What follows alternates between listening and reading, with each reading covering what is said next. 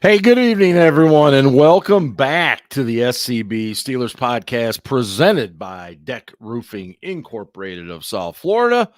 We are very, very proud to be part of the growing Variety Sports Network. And, of course, the show comes to you from the Bradshaw Bourbon Studio. Hopefully, you have a beverage of your choice this evening. Welcome aboard. Hey, Aaron. Hey, Jen. Great to see you guys. Hate to see the people. Did I say hate? The hell am I talking about? He was talking about Ohio when he said hate. You know what? I think that's what it was. Some type of Freudian slip. Yeah. In any case, great to be back. Thanks for your patience last week. We were due a day off, but holy shit. Yeah, I'm not going to get into that. Thanks though for those that reached out. I now can check off one of those bucket list items, and one of those is seeing a tornado in person. I saw that sucker pretty much go right down the road over from me. And when I say over from me, it's all of about a 380-yard drive to the road over from me. And it's something. It sounds like a train, and when you see shit spinning up above the trees, you just don't hang out much longer. You get the hell out of there, and just unbelievable damage, literally just down the road from me, and a lot of people displaced. I am incredibly lucky. We are incredibly lucky. But anyway, thank you to those that reached out, and we're very excited to be back. Scarps is a bit under the weather tonight. We understand that his little man has started daycare, which means that he's likely a human petri dish right now. And batteries just hung over from last night. One of those. It could be. They could have had a run on White Claws at the local market there, and he got a little excited. But Ben's here, Ian's here. Ian, were you able to get the children back to sleep? I was, in fact, yes. So they are all now back. They're all now back in their own beds where they're supposed to be. And outstanding. asleep. You, sir, are a miracle worker.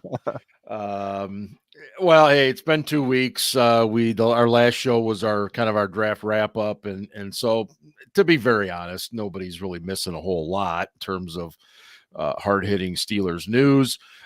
There were a few things. They did sign defensive back Anthony Everett, who has some skills, but he's also been banged up quite a bit in his career. He was a tryout guy at the mini camp for rookies last week.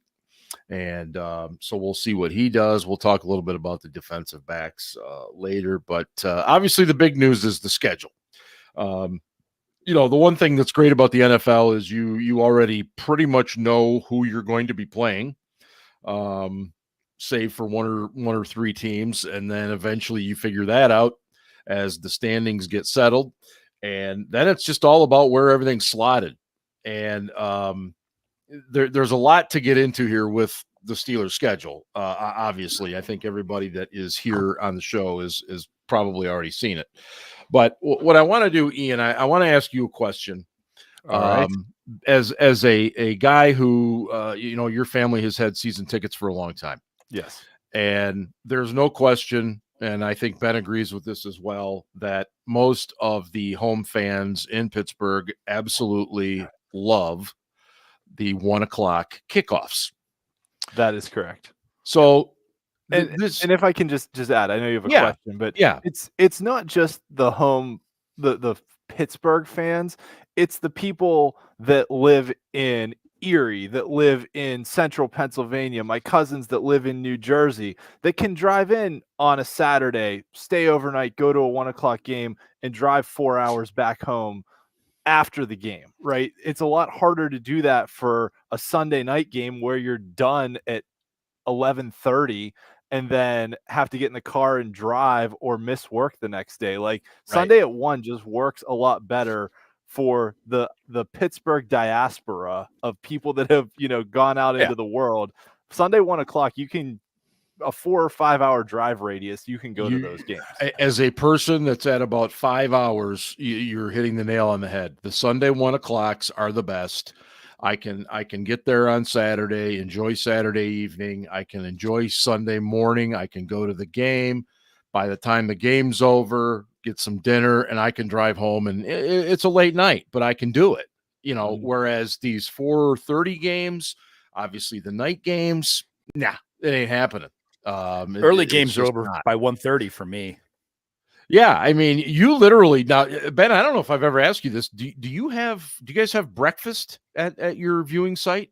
Well, I mean, no. obviously you have cocktails. No, we have cocktails and we have breakfast, but we don't do it at the place where we watch the game. I mean, they have breakfast there, but we choose not to.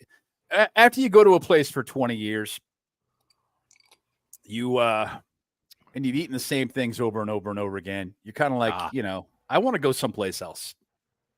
I want to do something else. So yeah. Yes, John, and welcome in. That's exactly what he means by diaspora. Ian likes to use the big words. Yes, Ian gets hammered, and then he starts. Then the Pittsburgh East comes out. Yeah, and he regresses down to my level. Great. Anyway, so Ian, let me ask you the question. Sorry, I interrupted. No, we're good. We're good. As a season ticket holder, and we've talked a little bit about this before, but do you or are you starting to get this freak? This get out. Wait, John is freak? What? Oh, he's got SF. I didn't even notice it. I'm an idiot. Are you starting to notice that the NFL really doesn't care about the butts in the seats anymore? Oh yeah, absolutely. It's much more about the TV. I mean, how do you view that? And I mean, how do you interpret all this? Because the schedule for the Steelers this year is just stupid, in my opinion. I'm just gonna say. Yeah, I agree. It felt like in the past to me, and I've been going to games since I was 5-6 years old, right? Right. My dad's been going to games for much, much longer than that. It felt like in the past, the NFL would make the schedule, and then whoever had the TV bidding, it used to be Monday Night Football got first dibs, then it kind of switched to Sunday Night Football got first dibs because they paid more for the package or whatever. The NFL made the schedule, and then the networks kind of picked, okay, NBC picked this game for Sunday night, ABC, ESPN picked this game for Monday night. All right, now CBS or Fox, who's got the 4:00 doubleheader game, you get to pick the next best game. That's now the premier national 4:00 game, and then everything else kind of filled in from there. The last couple years have really felt like it's been the networks basically saying, these are the games we want to show, make us a schedule that we can show these games.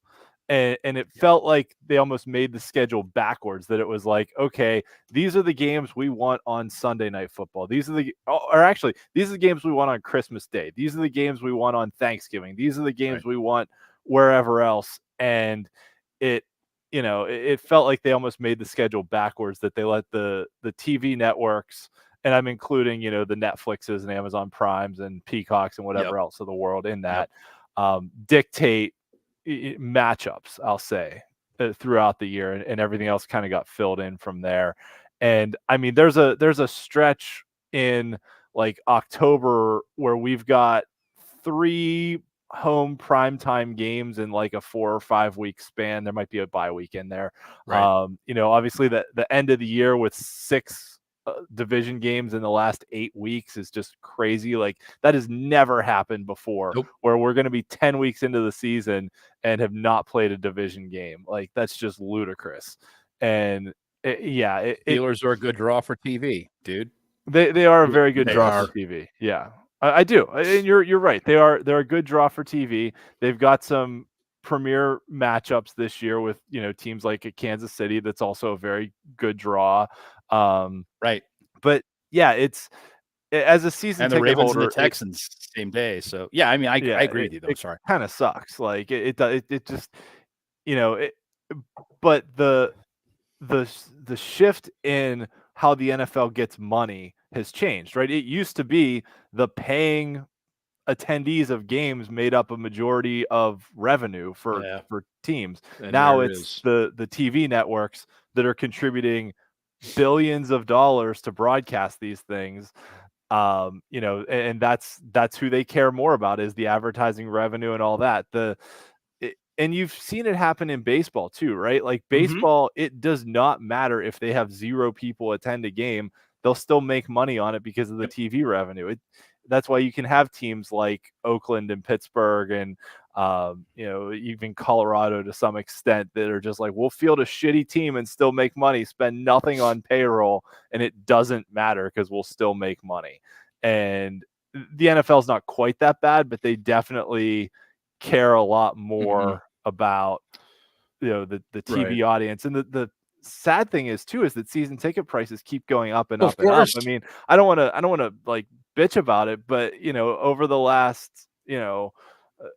last 15 or 20 years, like the games, like the lowest tier regular season game now is more expensive than what I paid to go to the AFC Championship against New England in 2004. Like it's crazy how much they've gone up. It is, and it's also, I guess, in many ways not shocking. You were alluding to, and I know Freak was mentioning about the cost to watch the NFL this coming year. And Ben, is the NFL? I mean, I think we've said for years that it's kind of infallible. I mean, it's Teflon. It doesn't matter what happens. It just keeps on making money. But they're going to reach a point where fans are just going to be like, look, I can't do this. Nothing's infallible. I mean, for example, people were talking this week about ticket prices. The Steelers are pricing the average fan out of the ability to go to a game.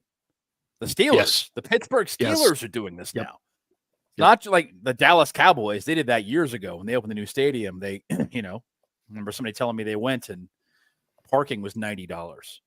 Parking. Yeah. Just surface parking was $90.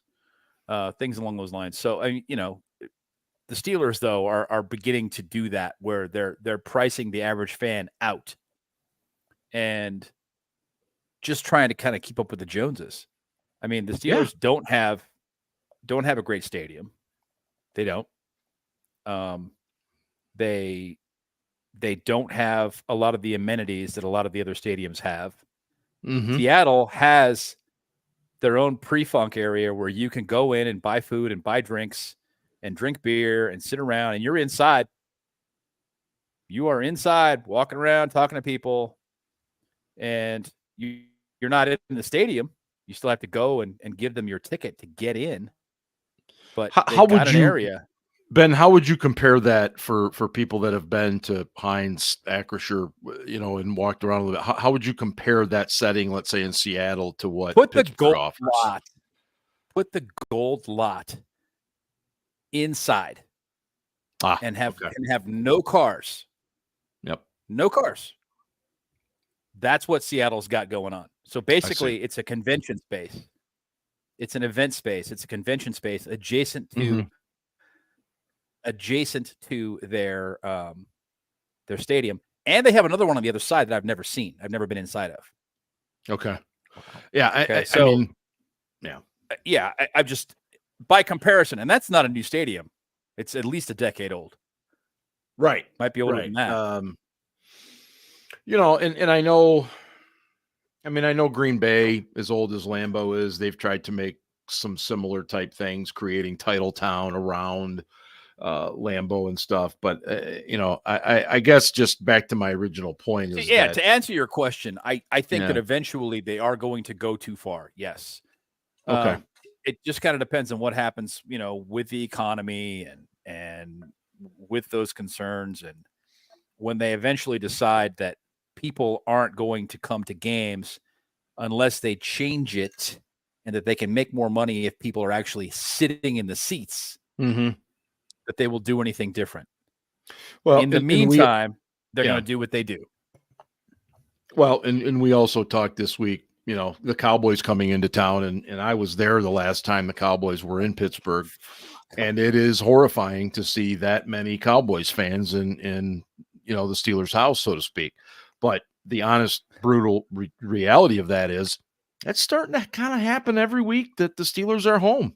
It's not Niners opener. It's not that it's not that Steelers fans. I don't think anyway that Steelers fans are looking at it from the standpoint that, and Ian can correct me if I'm wrong here. Steelers fans are looking at the standpoint going, fuck it, whatever. I don't care. I don't care who sits there. It's that they put the tickets up that bring the most return back to them to pay for their season tickets. And because of those increases year over year from teams like the Steelers, I need to offset this somehow. That'll be a good draw. It's a night game anyway. I don't really want to have to go to that game and then go to work the next day anyway. I'll watch it at home. I'm going to sell that one. Ian, he's onto something. Yeah, and the other thing too that they changed the Steelers changed a few years ago is there's 3 tiers of games now. Before it was season tickets are this much. A preseason game is I'll just make up numbers, right? A preseason game is $50. A regular season game is $75, and then divisional playoff game might be 100, 125. Championship game might be 150, right? Yeah. And I'm just making up numbers, but you get the idea.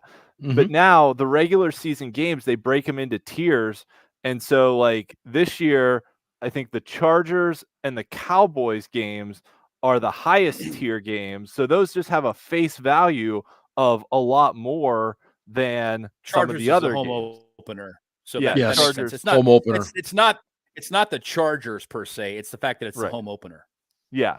And I think that's what happened with the 49ers game last year. People were like, looking at their tickets and they're like, this one's $200 and the other games are $150. If I sell this one for face value or a little more, I can pay for this other one. A lot more. More. Yeah. I mean, they're putting them on SeatGeek and they're charging a premium, or they're putting them on Ticketmaster and they're charging a premium and they're getting that back. Yeah. Right. And people are paying it. Yeah. And as long as people are willing to pay it, that bingo. This is going to continue to be the case. And, I read something this week about, and they were talking about concert tickets. So it's different altogether. Right. But Taylor Swift, who we all adore and love, we're all Swifties on this show. Especially Ryan. Taylor Swift tickets, because there are laws in Europe regarding increases on ticket sales, ticket service fees, resale costs, things along those lines. It was affordable by comparison to buying a ticket here in the States and going to a show, to buy airfare, buy a hotel, and buy a concert ticket and go and see her in Europe. Yep. Rather than seeing her here. So people are doing that. They're like, well, fuck it, it's going to cost $1,200, but I mean, while I'm there, I could see some stuff. Right. And I mean, it is just that to me is the perfect example of how crazy some of this stuff is getting. But let's talk about the actual schedule, because I think that's what people want to talk about. The Steelers will, of course, open on the road. The actual drive-through that the NFL took us through. Yes, there's going to be a lot of terms used, I fear. We open at Atlanta. When's the last time we had an opener that was kind of this whole hum? This is just like, oh, it's Atlanta. Opening against the Giants in 2020. Yeah, that Monday nighter. Yeah. For a couple of decades, we opened against the Browns a lot. Yeah, we did. We had a little streak there where we were doing that. That was pretty pretty ho-hum. It was like, okay, we get an extra preseason game. Great. Yeah. Well, I guess we get to get our shit together for one more week. So this isn't a bad thing. No, I don't think it's a bad thing. And now Denver, the week 2 game is a tough place to play. I don't care how good or bad they are, but we better damn well come out of there with a win. Well, that's like you said, it's a serious home field advantage. Yeah. Yeah. And obviously both of those are quote unquote revenge games for Arthur Smith and Russell Wilson, respectively. Whatever. Yeah. Is Johnny in the chat tonight or no? I have not seen him in the chat yet. No. Fucker. He owes me a bottle of Uncle Nearest 1856. He bet that Russell Wilson would get a night game for the home opener. Like a home opener in Pittsburgh would be a night game? He loses. Oh, yeah. That was a terrible bet on his part. We never open at night. We always open at 1 o'clock. I know. No. I know. When's the last time we opened at home at night? I honestly don't remember. I even said to him, man, we have to 2 game against the Raiders, or was it 2003? I was going to say it was the Dolphins. This shit. It was the Dolphins after the Super Bowl. Remember? Oh, that's right. Yeah, Ben was out. Batch had to Charlie Batch hit Heath Miller for that big pass. Yep. Yeah, that's right. The last time we opened at night was a Thursday night game in 2009 to open the season. Shit, you'd be right. I know I'm right. Oh, yeah, that's right. I can't remember. Against? Shit, I don't know. Let's get to the portion of the schedule first off that everybody's talking about. The Steelers will go the first 10 weeks of the season without playing a single divisional opponent. As Ian pointed out, that's the first time that's ever happened with Pittsburgh. Oddly enough, it's also happening to the Chicago Bears this year too. We will play our final 8 games. 6 of them will be against divisional opponents, all 6 division games, including 4 in a row against division opponents. And you sprinkle in a road trip to Philly, and then you have Kansas City on Christmas Day are the other 2 games there. So wait. You're skipping the one in the middle there. Okay. You got Philly, a road trip. Then you got a road trip to Baltimore. We're playing them in their place week 16. They have a bye week 14. So they're going to be nice and refreshed. Well, and that's what I want to talk about is everybody says, the Steelers are getting screwed by the NFL. And I try to say, look, everybody gets screwed by the NFL. It's just maybe your turn. But this to me is brutal. Ben, explain why this is so brutal as it relates to these division games. I think Alan Van very well, and it takes 4 days for your body to start feeling good again. Yes. After you play a game, it takes 4. Check your audio, Ben. You're kind of in and out on us here. That's great. Wait, we good now or no? Yeah, that actually sounds better. Yeah. No? Yeah, no, you're good. Okay. All right. So he said, if you're going to have a team play 3 times in 11 days, they're going to feel it. Basically, this is really hard. It's really not cool. I will say this: the entire AFC North has to play 2 games on 4 days of rest this season. The Steelers are the only team that has to play an additional game on 6 days of rest. Mm-hmm. So yeah, they fucked us the hardest, but it's what Ian said before. I mean, basically, look, you look at the schedule overall and you go, okay, the Jets have got all these primetime games early in the year. So basically what they want to do is try and get Aaron Rodgers on the television while he's still healthy. They're betting on him staying healthy. And that if he can't, they'll be able to flex out of some of those games. Mm-hmm. Mm-hmm. Hopefully. No, it makes sense. TV. And then later, the Steelers have got a bunch of doubleheader games. The 4:30 game. Yes. A bunch of I think they have 3 or 4. They'll have Denver is obviously late afternoon. Philly is a late afternoon. I think a 4:25 kick. And then there's one other one sprinkled in there as well. Philly Ravens And I'm sorry, the Ravens game is a Saturday, so that doesn't really count. Yeah, Raiders is a late game. Well, Raiders is always a late game because it's a West Coast game. So it's Broncos is the doubleheader. The Raiders game is a 4:05, so that won't be a doubleheader game. It'll just be a regular afternoon game. 4:30 game on Saturday the 21st. The Christmas game, the Eagles game 4:20. Anyway, the long and the short of it is it's what Ian was talking about earlier. The television networks had a heavy hand in devising the schedule. Huge hand this year. And I kind of get it, but it still sucks. You've got a whole bunch of different hands now in the pot or at the table, if you will, trying to get a piece of the pie. Mm-hmm. Okay, you got five streaming partners now that are involved. Yeah. You have and you have NBC, CBS, and Fox, right? Bing, bong, bang. And they're all trying to get the best games that week. So you're trying to keep everybody happy, and it's really fucking difficult. But that's what this is all about. That's the old saying, of course, when you try to keep everybody happy, no one's happy, and that's what I begin to worry about. The divisional games. Go ahead. Yeah, go ahead, Ian. I was gonna say the one. I don't want to call it good thing because it's not. Yeah. But with all the streaming things, there's not weekly games yet on all these streaming services, right? Netflix just has the Christmas games. Right. And if you're in the Pittsburgh region, you'll be able to watch the Steeler game on KDK.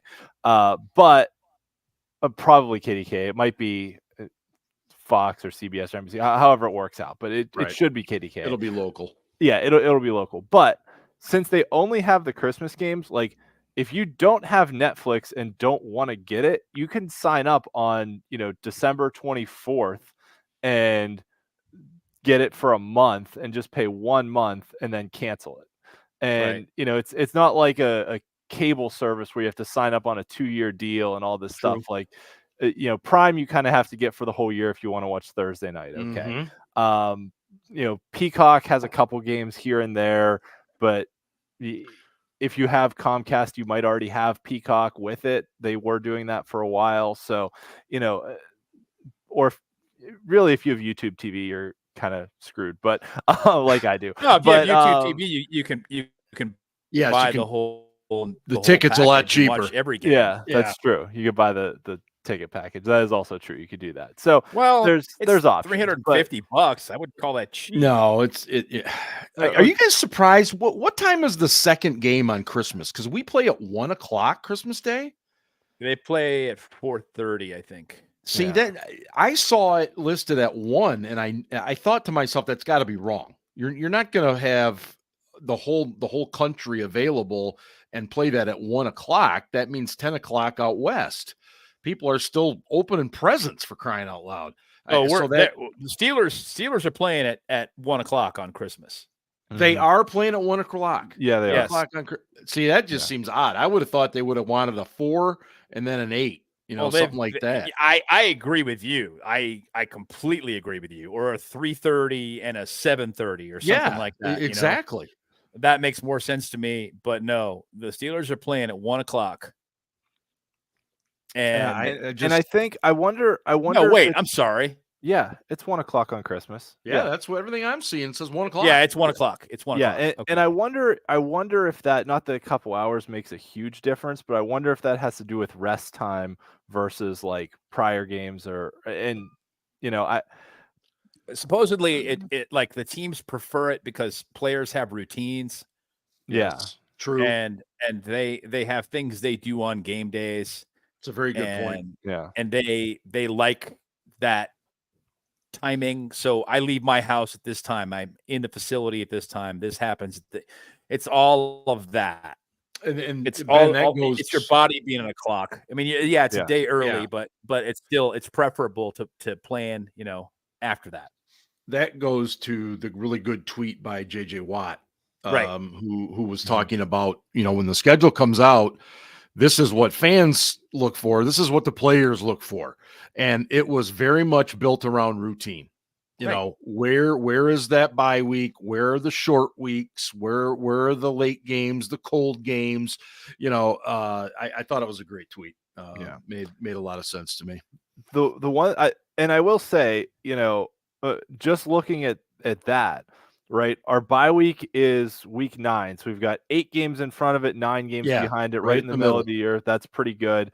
And then not only do you have the bye week in week 9, but then, what was that, week 10, week 11? So week 12 is a Thursday night game against Cleveland. So that you kind of get like a mini bye after that before Cincinnati. And then they get that really screwy, all right, we're going to play Sunday in Philly, Saturday in Baltimore, and then Wednesday against Kansas City. But then that's another kind of mini bye before the last week of the season too.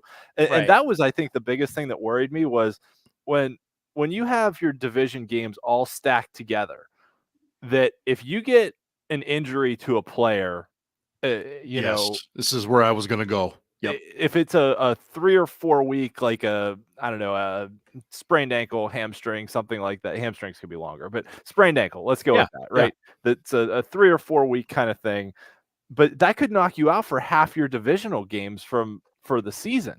Yep. That if that happens early, if you've got your division games spread out throughout the year, and we've talked about this in the past, right? That there were times when players were like, if this was Baltimore, I'd come back and play, but we're playing like the Saints this week, so I'm going to sit out and rest. That ain't going to be an option. That's not going to be an option, right? Is it going to force guys to come back sooner from injuries that might happen in that span? And it's just, it's not a good situation. The other interesting thing about our bye week too is didn't the league agree to move the trade deadline back to week 9 also?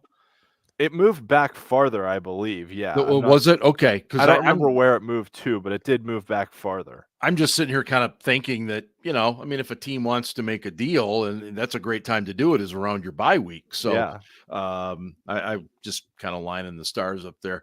So what I'm going to do here, Ben, without having seen one semblance of this new 2024 team, just knowing what you know about it, knowing what you know about the schedule. I'm sorry. Can I make one other point on the schedule too? Yeah. The other thing that the NFL is doing that didn't get as much publicity about the schedule was that they have a greater ability to flex games this year. They can flex. I think they can flex out Monday night games, and I don't know if they can flex Thursday yet, but they have more ability to. Right. They can definitely flex Monday games. They can flex Sunday, Monday games. Yeah. Which I was like, that is bullshit. So if somebody's made travel plans, to go to a city to go see their favorite team play, and they're supposed to play Sunday at 1 p.m. and they get flexed out to Monday night. Mm-hmm. What are you supposed to do now? Yeah. The guys on NFL radio on satellite radio last fall. Oh God, I want to say it was Jimmy Miller and a couple others. They really took up for the NFL fan and we're talking about this exact issue about, what about that average Joe that saves up, you buy the tickets for your kid to take them to their game. And next thing you know, now you got to rearrange travel, rearrange hotel potentially. It does. It sucks. And it's all directly about the television. Mm-hmm. But what I was going to ask, Ben, is knowing what you know about the team right now and seeing the schedule, where do you think they finish record wise? 10-7. Okay. All right. Ian? That's about where I was going to go too. I feel like 10-7 is probably about right, given the difficulty of the schedule and injuries happen.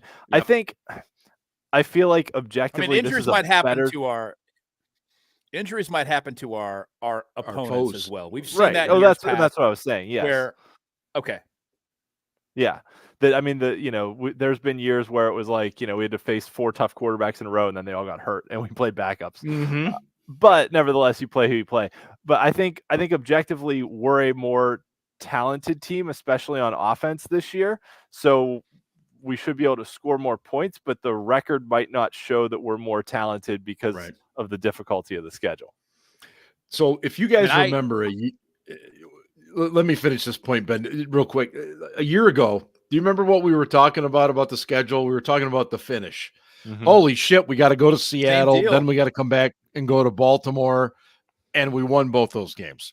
And at the same time, we were saying, well, that's okay because we'll beat Arizona and we'll beat New England. And, of course, we didn't win those games. Yeah. So we can sit here. There. Yeah, exactly. But I guess my overall point is this. I still think we got to get off to a better start than what we've gotten. Because I think they will get off to a good start. I think they'll get off to a good start, Mark. I really do. I think over those last 8 games, they're going to go 4-4. I think it was Freak that made a good point rather, about the fact that not having those divisional games does give your young offensive line some time to work together before you have to play those games. Now, I agree with that, as long as we can win some of those early games too. And Alan Saunders has made the same point. Okay, you're gonna have 3 new starters on offense. Mm-hmm. You have to look at the what's happened, from the positives as well. Yeah, it's tough, but your 3 new starters are going to have more time to gel with their teammates and become a better unit before the really important games hit. And he's not wrong, but by the same token, it still sucks, man. I mean, the way they lay that schedule out, that is just, it's awful. Yep. What's Warren Sharp had a great graphic and tweet today about just how difficult the path is for the Steelers compared to the other teams. I don't know if you guys saw it, but it's seriously. And Tomlin will embrace it. I have no doubt. You play who you play, and Tomlin has no control over it. So he's like, yeah, whatever. I take care of the shit I have control of, and I don't have any control over that. And people once again are predicting this will be Mike Tomlin's first losing season. I don't think so. What's that been? 4 years in a row now they've been predicting this. It's been since 2019. I mean, that was when it started. When Ben blew his elbow out, that was when it was going to happen, and it still hasn't happened. That's right. So, I don't think so. I do think that the end of the season is going to be some rough sledding, and that people, the Fire Tomlin people, are going to be out with the with the torches, and we knew it was going to be tough sledding then, and we need to, all of us, shut the fuck up and just let things play out. Yeah. Don't overreact 1 week to the next early in this season, because if we've learned anything, it's not worth it.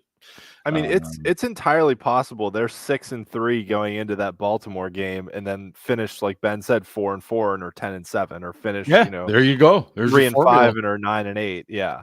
Yep. I want to talk, and you two are the cat people, so I'm probably just gonna sit this one out, as they say. Cam Heyward has stated that he will not be attending OTAs. And this would be the first time in his career that he hasn't done that. Right. Does this suggest, Ben, that maybe the sides are further apart on what the future holds for him than we think? Maybe, Mark, it just basically what it suggests is that Cam, in my opinion, is not being realistic, but he wants more security. Okay. Mm-hmm. So he wants a gesture from the Steelers that says, hey, I've done it for a long time. I've done it at a high level. I know I was injured last year, but I was injured. That's the injury. I want to keep playing. I want to play for 3 or 4 years. He says he wants to play for another 3 or 4 years. Dude's 35. Yeah, that's a tough ask. Yeah, I agree. And so it makes it a very tricky negotiation. You don't want to hurt Cam's feelings or insult him. And the only thing he has to negotiate with is absence. And OTAs are voluntary. So until he starts not showing up for things that are mandatory, I'm really not going to sweat it. But, basically what he's saying is, look, I want some more security here. I think them letting it go and just paying him $16 million this year is a huge gesture, because I don't think Cam's worth $16 million anymore. I'm being frank. I guess what you could do is you could sit down and say, okay, we're going to pay you $16 million anyway.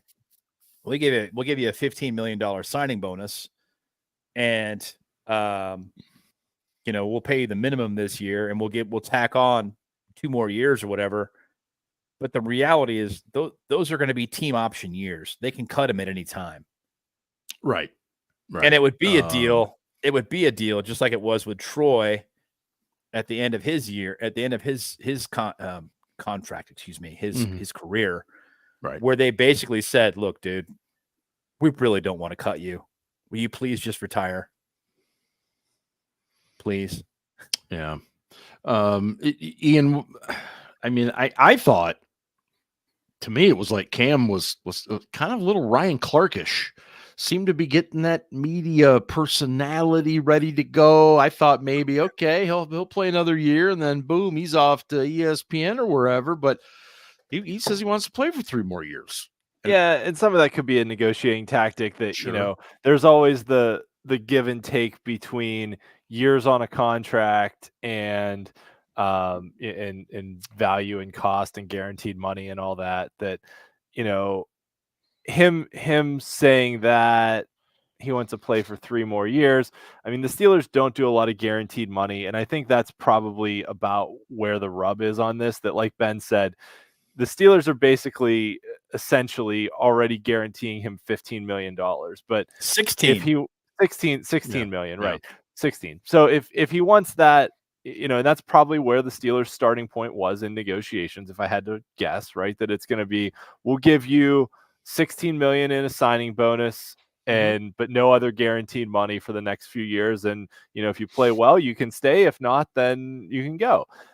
And Cam probably wants, I'd say, maybe either more in the signing bonus or more in guarantees or something like that. And that's probably where the rub is to me, because really, you stick numbers as a base salary in a contract, you can make them up. They don't really exist until you actually pay the guy. Right. I mean, I guess they could do is they could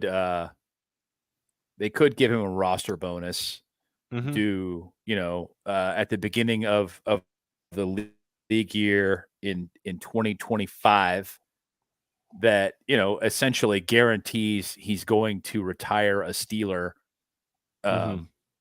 because they're going to pay out his 2025 year. I don't know, man. The dude. Let me ask you guys, when you say give him this roster bonus, is that a way to circumvent what you would give like in actual, or no. Why do the Steelers do that? Okay. If you're on the roster on a given date, you are going to be due X number of millions of dollars, right? Which typically guarantees the team will keep you that year. Because the way that they can circumvent that roster bonus, the way that they can circumvent that roster bonus is by releasing you. So you make it early so that you can, if you are released, you can explore free agency.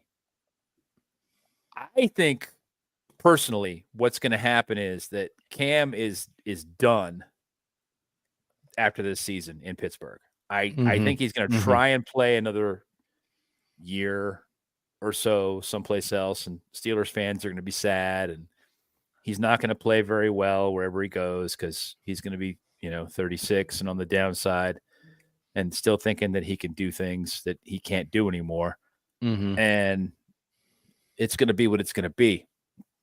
At the end of the day, it's a business.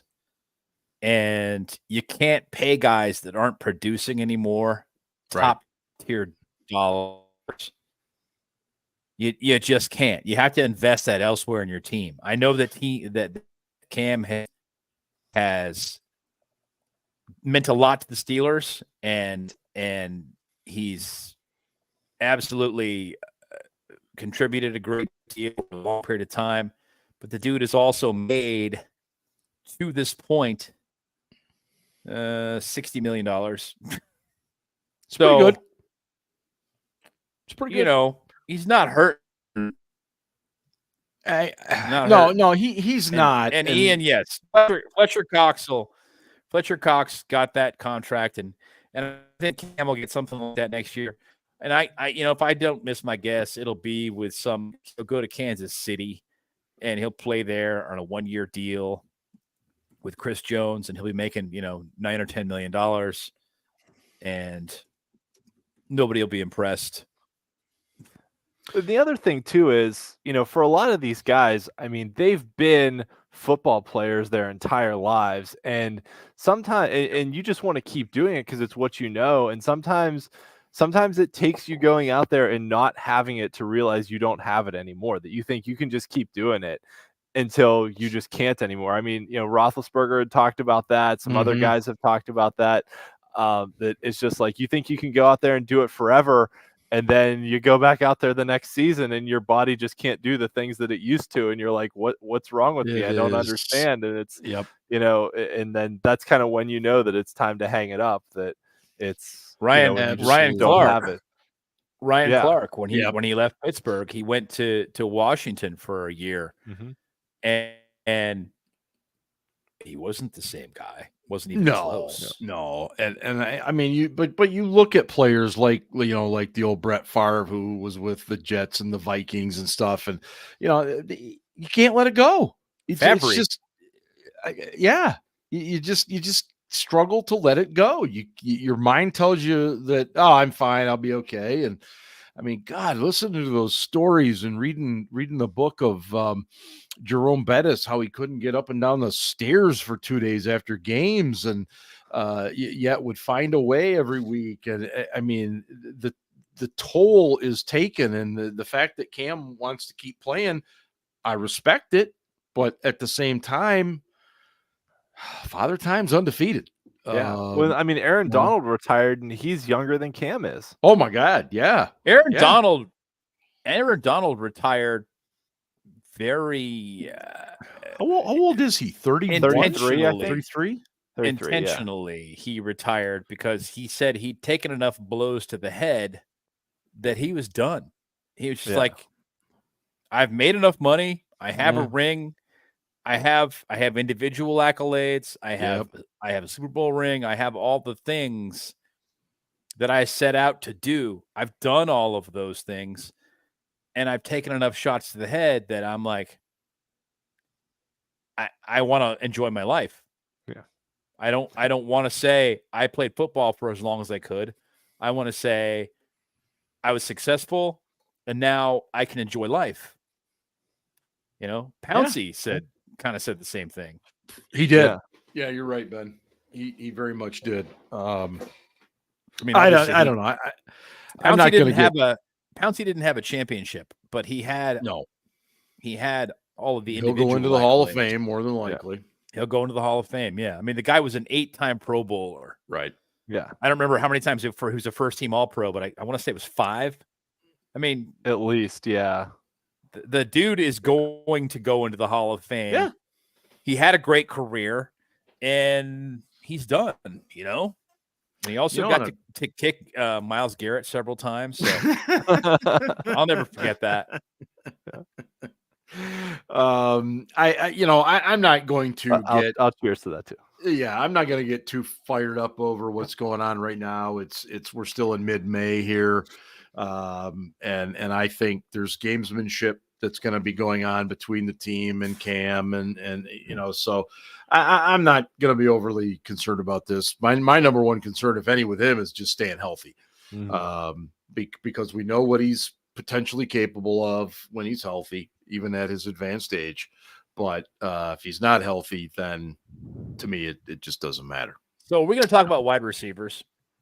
Well, yeah, that's where I was going next. Everybody wants to call Omar the con artist, and man, I'm telling you what, he's had some good drafts. He does a lot of really good things, but a lot of fans are going to start questioning whether or not he has done the right thing in terms of addressing a number 2 wide receiver. Because right now we have more slots than Las Vegas, and what are we going to do? It's not so much that we have more slots. We don't have that many slots, but we have more number 5, number 6 wide receivers than any fucking team in the NFL right now. And somebody's got to play wide receiver too. Right. So somebody has to. And Aaron, I did not see that, but doesn't mean it didn't happen. When's the last time Michael Thomas played meaningful snaps? God, I don't. Yeah, it's been a while. He's been injured so much. That dude can't stay healthy. I don't care. I'm not a fan of that. You know who else is a free agent and visiting some teams, Aaron? Martavis Bryant. He's oh boy. Is he 33 now? Dude doesn't have it anymore. I will say this, and you're right, Ben. I don't think he does either. What an amazing story that would be. Martavis? If Martavis came back and even put up moderate numbers, it would. I mean, like Plex stayed out of trouble. When Plex went to prison. Yes. When Plex went to prison and then came back to Pittsburgh, that was amazing. Yeah. And he wasn't the same player anymore. No. And Martavis wouldn't be either. But he helped. Yes. Mm-hmm. Yes, for sure. And it again, I'm Pollyanna, that type of thing. But I mean, right now, who's the number 2 receiver when they start the season if everything stays the same? Jefferson. Yeah. Right. Right. Because again, I know everybody wants to believe that Roman Wilson is going to be the next Hines Ward. Dude, he is not. He's not. He's 20 Get pounds that through your lighter, heads. First of all. Get that through your heads. The dude is little. He is a slot only. Yeah. And he might be a good slot, and we need a slot. Hey, so I think he'll be a great slot. I'm not bitching about that. Yeah. Because the Steelers need a slot, but they also need a number 2 wide receiver. And I'm reminded constantly, and this is correct, that you're not going to address all of your needs in the draft. You just can't. Spot on. Especially when you have a team like the Steelers where you have a whole bunch of needs. You just can't get them all. Mm-hmm. And the Steelers are going to stick to what their values are for wide receivers, and they're not going to overpay. So, I don't know. The thing that bugged me was DJ Chark signed for 1 year and $3 million. I think we could have afforded that. So you couldn't say to the dude, all right, tell you what, we're going to give you 1 year and 3.5. I mean, I get it. You get to go to San Diego and you play with Justin Herbert, and it may revitalize your career because Herbert can sling it. He can spin the ball. He can. Mm-hmm. He can. So, hey, let's give the guy a little more money. Let's give him $4 million. Something. Right. I'm just saying, hey, you're going to come in here and you're going to be wide receiver 2. It's pretty much going to be uncontested. We need you to be the X. Can you do that? And he would have been perfect. I'm not going to argue for with a that. fucking year, and then he hit free agency again. They didn't want to pay him, so right. I don't know. I get why they didn't want to pay Boyd. They viewed Boyd as a number 3 wide receiver. He wanted number 2 money. They weren't paying him. The end. Is it? I'm just spitballing here. Is it at all possible they're just looking at it like, you know what? Arthur Smith likes to use a lot of multiple tight end sets. We got Pickens. We can just run Wilson all over the formation. We can pretend he's a number 2. I mean, I don't like that particular way of thinking, but I'm trying to put myself in their position. Can I make a point on that? Go ahead, Ben. Yeah. I think they're going to run a lot of 12 personnel. Go. Yeah. Ian. Do you think that the perception of Arthur Smith's offense actually hurt them in recruiting free agent receivers? That free agent receivers saw that and were like, we're going to a team that has Russell Wilson, who was okay, not great. But also, Arthur Smith, like if you're a free agent receiver like a DJ Chark who wants to go try and cash in and revitalize your career, are you going to go play with Justin Herbert, who can make pretty much anyone look good? Or are you going to go play in Arthur Smith's offense with Russell Wilson? Like, I think it hurt. Thinking about it from the player's standpoint, I think that Wilson's play over the past couple of seasons hurt things as badly as Arthur Smith. But the thing that Arthur Smith's pointing back at is A.J. Brown. He's going, yeah, but I had A.J. Brown when I was in Tennessee, and I had a quarterback who was a retread. But he drafted Drake London top 10 and Kyle Pitts top 10 in Atlanta and didn't know how to do shit with him. Yeah. I don't think that, and you've talked about this a number of times. There are guys that make good coordinators, but they don't make good head coaches, right? Absolutely. Because they can't manage both things. Nope. Mm-hmm. So a guy like Smith, if he's in that position and he's the head coach, what he should have done was let someone else run the offense and just be involved in the game planning and in the design of the offense. And then leave it the fuck alone. Just stay out of it and be the head coach on Sunday. Instead, he tried to run both, and he's not Kyle Shanahan, okay? He's not that talented, all right? No. Just being straight. No, I agree. Yeah. I'm curious to see where they go. I mean, obviously there's rumors, but I think Freiermuth will be the wide receiver an awful lot.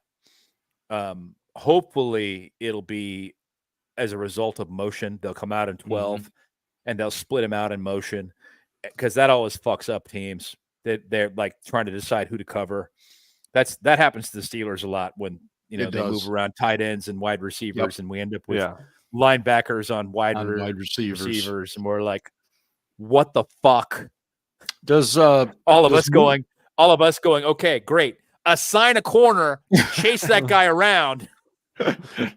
Every season. Does Muth get an extension this summer? No, I wouldn't. They might do a small one, but I wouldn't. Yeah, I'd let them play it out. I agree, Ian. I think it's going to play itself out. I think that he gets nothing. Nah. Yeah. The other position I wanted to talk about tonight before we wrap things up is defensive backs. I mentioned at the opening that they did sign Anthony Everett, who came in as a literally a tryout player last week at the rookie minicamp. I think he's 6 years in, 5 or 6 years in, and and has had some flashes, but he's been hurt a lot. And so I guess my question is, much like what are they doing at number 2 receiver? What the hell are they doing at slot corner? They're praying. I don't know. Beanie Bishop. Yeah. I'm telling you, that's going to be the guy. It's going to be Beanie Bishop. I don't disagree, Ben. I think that's who they would like to see take that role. I don't think that's what they would like to see. I think they're gonna bring a bunch of guys in. They're gonna do the thing they've done a bunch of times where they're gonna go, okay, we're gonna have a competition. We're gonna see what happens. They got Mike Hilton out of that. Who was the guy before that? Was it Will? No, it wasn't Willie Gay. Who was it before that? Before Hilton?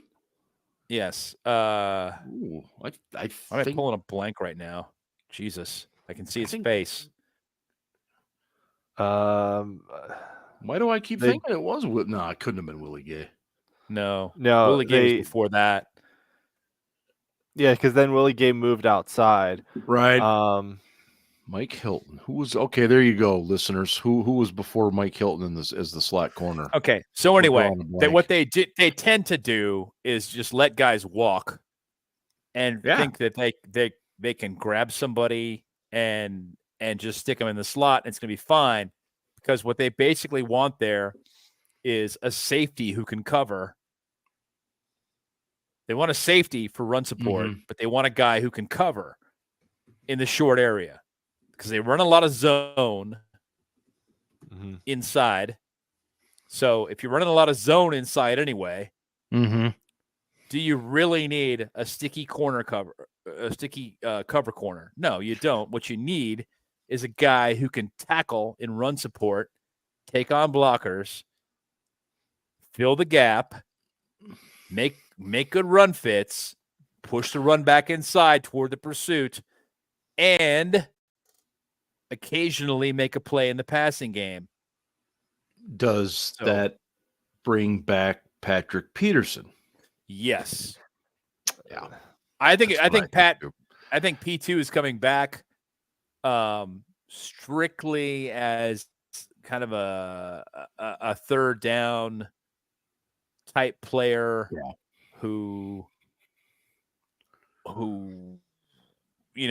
also acts as a mentor to the young players, and that's gonna be it. That's the role I would see too. I don't love it, but I don't disagree. I think, that's well said, Ian. I agree with what you said there. Yeah, yeah.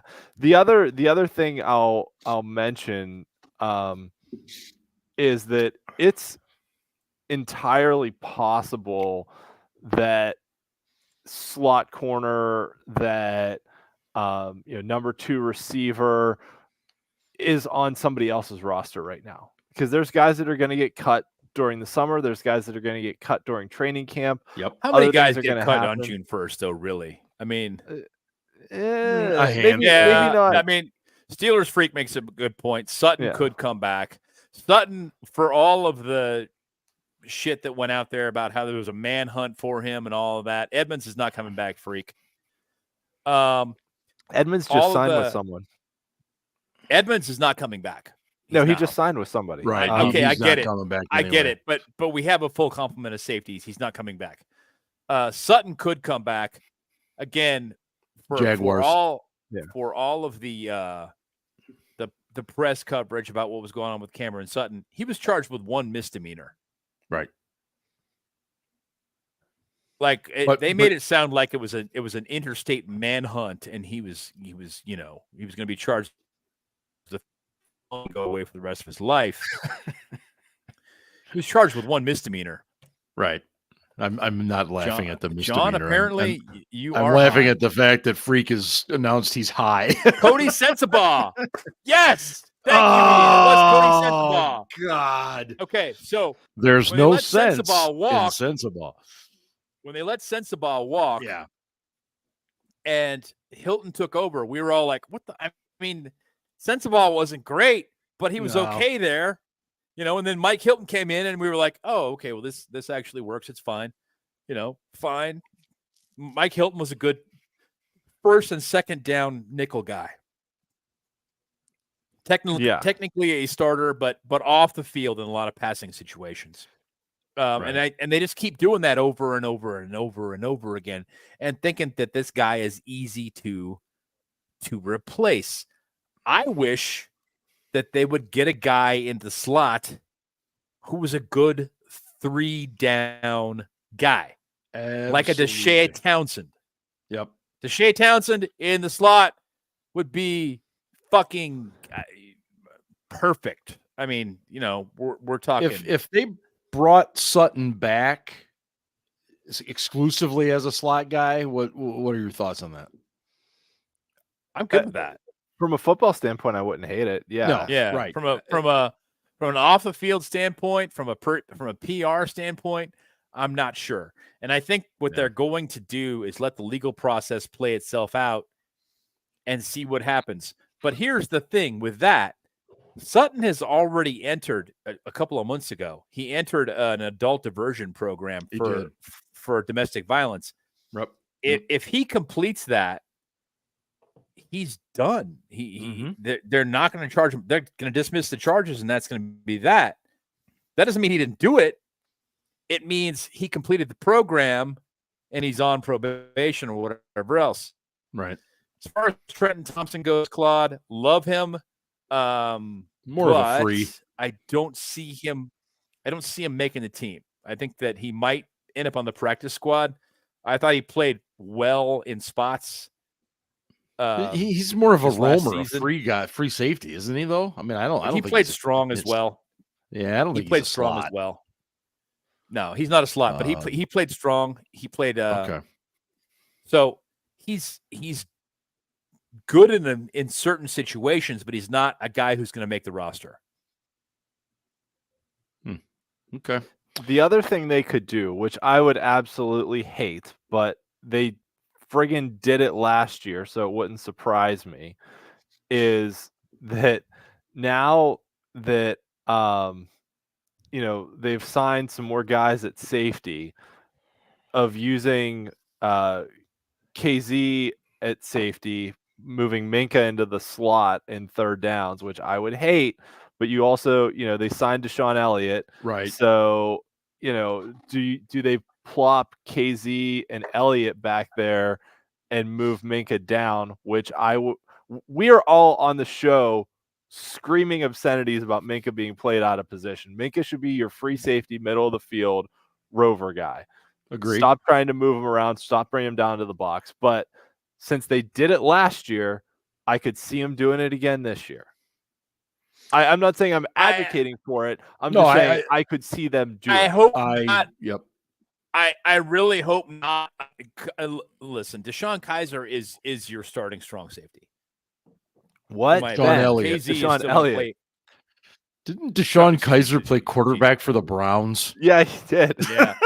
Sorry, I've had a little terrible. Bit that was their Elliott is your starter. Year, is your starter at strong safety. Okay, so KZ is Correct. your guy who's going to be the role player, the number 3 safety.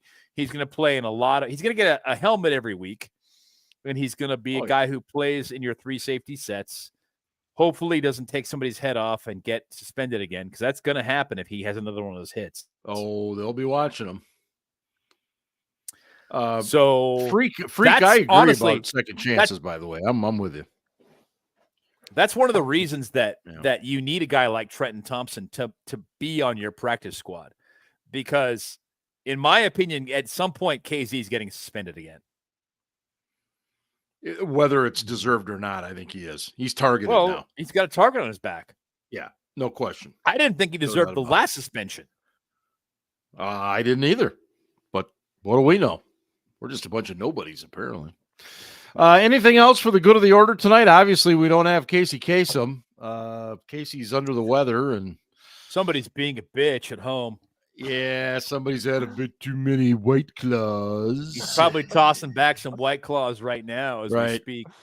Yeah, he's probably watching playoff hockey, something like that. I'm watching playoff hockey while we're doing I before the show started, I watched the Hurricanes choke up a 3-1 lead, and they blew the series. Unbelievable. But hey, well, could be worse. Anyway, I think next round of OTAs kicks in this week, doesn't it? I think so. Yeah, that sounds about right. I don't know. The off season's boring. It is, but we will be back next week. Thanks everybody joining us and hanging with us through our week off last week. And I just feel so lost without a Casey Kasem here. But anyway, make sure you check out the site, steelcityblitz.com. We are all over social media, Facebook, Twitter, or whatever the hell they call it, Instagram, and all that stuff. Twatter, that's for sure. X. And anyway, go Steelers. Ravens suck. Fuck yeah, they do.